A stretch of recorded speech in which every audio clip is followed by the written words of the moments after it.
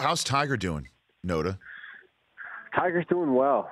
Tiger's doing well. I mean, I think if there was another 2 weeks and he could have gotten maybe one start in before the Masters, it would have been a different story. I mean, he had started practicing and hitting balls and going through his normal routines, albeit a little bit shorter sessions, but this wasn't the type of event that you could just show up at, especially with what it turned out to be. I mean, some of the toughest scoring conditions that we've seen in the last 20 years. I mean, it was the second highest scoring average since 2007 yesterday, and it looks like it's going to be about the same today. So probably wouldn't have been the best place for Tiger to start the year out after this most recent setback, and I think we should probably look, maybe something just after the Players' Championship. So after the Players' Championship, you don't think the U.S. Open is a possibility here?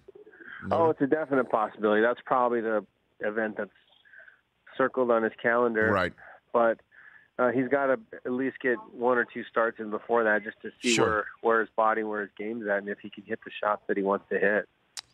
Well, what sort of Tiger do you think we'd get close to the woods that we've come to expect, Notah? I think it's going to be a Tiger that we saw at the Hero World Challenge, a Tiger that still has the ability to go out and make as many birdies as players in the rest of the field, but that can't really overpower a golf course like a Dustin Johnson or a Brooks Koepka or a Rory McIlroy, which certainly doesn't mean that he doesn't have any power. His club head speed is still in the 118 to 120 miles per hour, which is plenty for the modern game, but he's not going to reach that 125 plus that some of these guys can dig down and hit. So he's going to have to be more methodical and work his way around certain courses and just realize that where par might be 70 for him on most courses, it's not going to be the 68 that he was used to for the better part of 2 decades. Do you think he'd want to be part of the paparazzi, pull sort of like what Tony Romo just did?